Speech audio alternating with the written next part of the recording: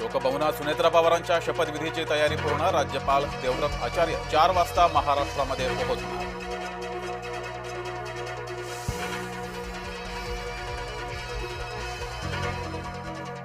सुनेत्रा पवार शपथ घेणार याची माहिती नाही. शरद पवारांचं बारामतीतून मोठं वक्तव्य.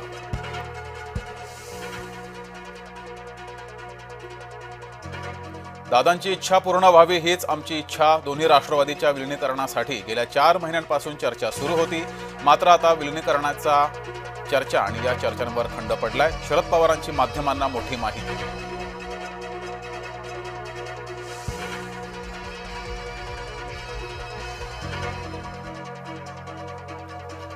शरद पवारांच्या मास्टर स्ट्रोक नंतर राजकारणात खळबळ. दोन्ही राष्ट्रवादी विलीनीकरणाच्या प्रश्नाला छगन भुजबळांची बगाल.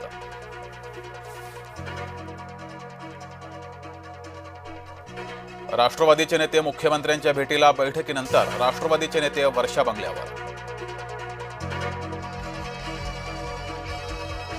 दोन्ही राष्ट्रवादी एकत्र आल्या तर आम्हाला आनंदच. गिरीश महाजनांची नाशिकमधून प्रतिक्रिया.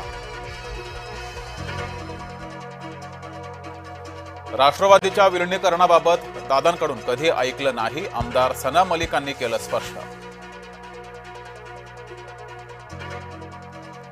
अजित पवार असताना विलीनीकरण शक्य होतं. आता काय होईल माहीत नाही. दोन्ही राष्ट्रवादीच्या विलीनीकरणावर संजय राऊतांचं वक्तव्य. पार्थ पवार राज्यसभेवर जाण्याची इच्छा. रिक्त होणाऱ्या जागेवर पार्थ पवारांची वर्णी लागण्याची शक्यता. झेडपी संदर्भात काका पुतण्यामध्ये बैठक झाली होती. 17 जानेवारीच्या बैठकीचा व्हिडिओ समोर.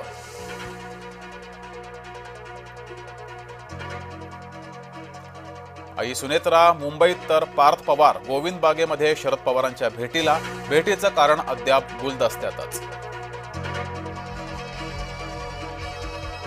शरद पवारांच्या बारामतीतील निवासस्थानी बैठक. बैठकीत सुप्रिया सुळे, रोहित पवार, युगेंद्र पवारही सहभागी. गोविंद बागेत राजकीय परिस्थितीवर मंथन. मुंबईनंतर आता भिवंडीमध्ये हॉटेल पॉलिटिक्स. सेक्युलर फ्रंटचे नगरसेवक अज्ञात स्थळी. नगरसेवकांच्या भेटीचा व्हिडिओ झाला व्हायरल. गोंदिया पोलिसांची धडक कारवाई. मोठा नक्षली साठा जप्त.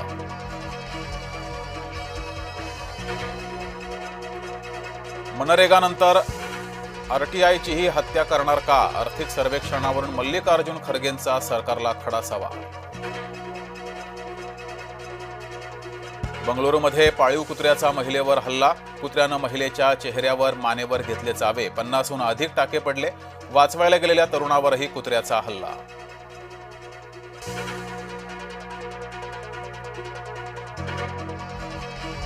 तेलंगणात मुलींच्या वसतिगृहात 25 विद्यार्थिनींना अन्नातून विषबाधा. सर्व विद्यार्थिनींची प्रकृती चिंताजनक.